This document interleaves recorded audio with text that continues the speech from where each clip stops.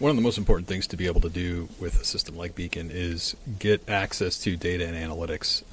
We know that that's a huge part of your business. So what I am looking at now, I'm on the dashboard, which is really the front page that you come into. And we've got some data and analytics here. This is mostly high-level actionable items that you would use to maybe see what day-to-day work needs to be conducted. So you can see events that are upcoming for the week, or purchase orders that are pending, notifications. You can also look at various inventory positions on here, and some high-level sales information. But really, the nuts and bolts of the sales reports and analytics exist in a couple of places. So in each of the navigation locations, so events and inventory and movements, we have analytic reports, visual reports available to you, and these are built on our BI tool, Looker, which is a Google platform.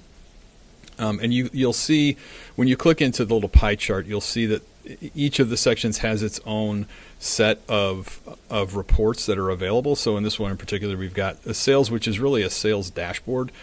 And this provides significant amounts of information. All of this information can be filtered in a variety of ways. And then you get high-level data, as well as some specific, dashboard type information, and some tables of data. Same goes for we can look at like facility stock sales. If you want to generate a stock report, this is a dashboard for the direct sales that you do, as opposed to sales that you do inside of surgical cases. And this inventory, if the inventory is available in the account that you're in, you're going to get the inventory to load. We don't have a bunch of information. In fact, I don't think we have any direct sales in this particular account that I'm looking at.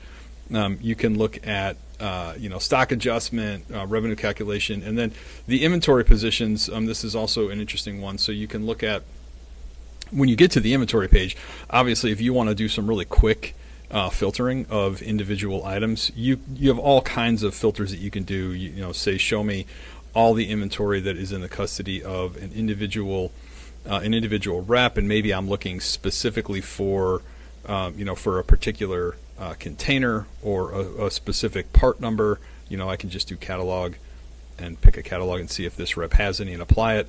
And if they do, it's going to give me a list of the inventory that they have based on the filters that I set. Now, the other thing that I can do is I can again go in, and we've got all different kinds of reports. These are canned reports that we've built.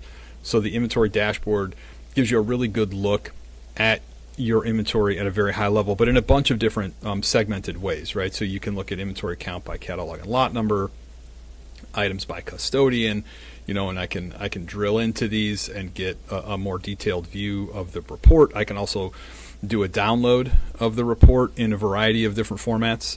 I can see things like active items by SKU, part number. I've got an inventory aging report. There's all different kinds of reports that we have in here. Weighted average cost, so you can see what's your weighted average cost. And again, you can download each of these individual reports. One of the other things that you can do that is really really cool is you can set alerts for yourself. So you can say, I can set some criteria for any inventory that is, greater than, less than, equal to a particular value. Send me an email, and then how frequently do I want to get the email? So, if there are things that you really need to keep an eye on, but you don't want to keep logging into the system to figure that out, you can have these reports send you automated alerts, which is pretty interesting. This is the inventory export report. So this will, you can export all of your inventory here. We also have, and this is true in other sections as well. So I can go, into my transfer section, and I get a transfer report, so I can see all of the movements that are happening. Again, if you've got another tool that you want to download a CSV and you want to, import that into another dashboard that you have built, that's also capable, or that's also possible within the capabilities of the reports that we have. And then we have this reporting section, which really gives you, this is more focused on tabular data, no real visualizations applied to these reports. So, we can have a total sales export. Again, everything has filters that are pretty robust, and you can slice and dice this in a variety of ways.